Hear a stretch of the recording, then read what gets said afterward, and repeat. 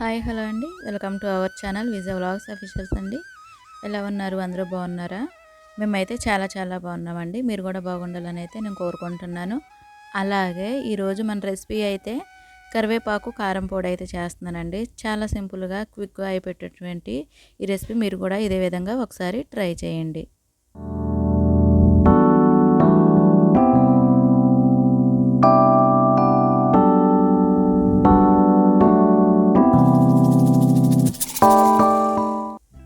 అలాగే ముందుగా మనం కరివేపాకుని శుభ్రంగా కడిగేసి ఇలాగ నీళ్ళలోనైతే ఆరబెట్టుకోవాలండి. కొంచెం అంటే కొంచెం కూడా తడి మాత్రం ఉండకూడదు. ఇదిగోని చూసారు కదా, ఈ విధంగా నేను కాడలన్నీ తీసేసుకొని కరివేపాకుని ఇలాగా రెడీ చేసి పెట్టుకున్నానండి. ముందుగా అయితే నేను ఎండుమిర్చి అయితే నేను 10 తీసుకున్నానండి. 2 టేబుల్ స్పూన్లు మినపప్పు, అలాగే 1 టేబుల్ స్పూన్ జీలకర్ర, 2 టేబుల్ స్పూన్లు పచ్చెనగపప్పు, ఒక 2 టేబుల్ స్పూన్లు ధనియాలు తీసుకున్నాను. అలాగే వెల్లుల్లిపాయ పెద్దది ఒకటి తీసుకున్నాను. సాల్ట్ మనకి సరిపడంత తీసుకోవాలి. చింతపండు కొంచెం అంటే కొంచెం తీసుకున్నానండి. అలాగే అదే విధంగా ఇవన్నీ కూడా రెడీ చేసుకొని ఇలాగా పక్కన పెట్టేసుకోవాలి. ముందుగా స్టవ్ వెలిగించుకొని కళాయి పెట్టుకోవాలండి. దీంట్లో మాత్రం మనం ఏమాత్రం కూడా చుక్క కూడా ఆయిల్ అయితే వేయట్లేదు.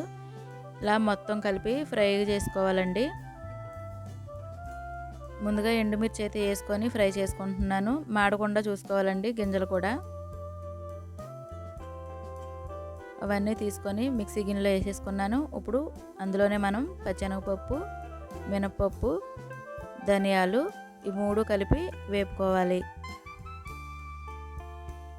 ఇవన్నీ మీడియం ఫ్లేమ్లోనే పెట్టుకొని వేపుకోవాలండి.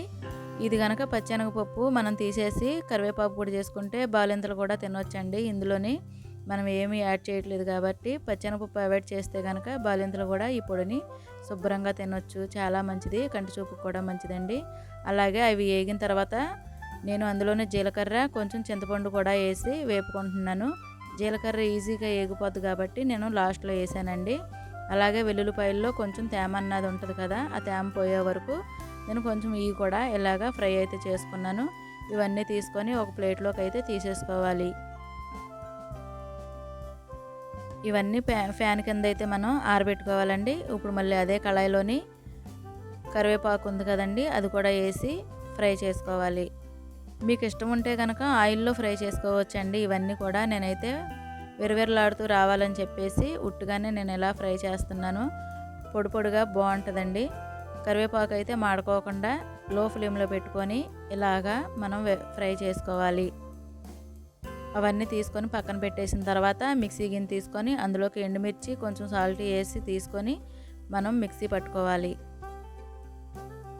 మిక్సీ పట్టుకున్న దాన్ని పక్కనైతే పెట్టేసుకోవాలి. ఇప్పుడైతే నేను ఇందులోని దినుసులన్నీ ఉన్నాయి కదండి, ఆ దినుసులు కూడా మిక్సీ గిన్నెలో వేసుకొని మిక్సీ పట్టుకోవాలి. చింతపండు, ఎల్లుల్లిపాయలు తీసి పక్కకైతే పెట్టేశాను. ఇప్పుడు ఈ పొడి కూడా మిక్సీ గిన్నె పట్టేసిన తర్వాత మొత్తం నలిగిన తర్వాత ఇప్పుడు చింతపండు, ఎల్లుల్లిపాయలు కూడా వేసి మిక్సీ పట్టుకోవాలి. ఎందుకంటే వెల్లుల్లిపాయలు వేస్తే కనుక మనకి దినుసులు అన్నది ఫ్రై అవ్వవు కాబట్టి.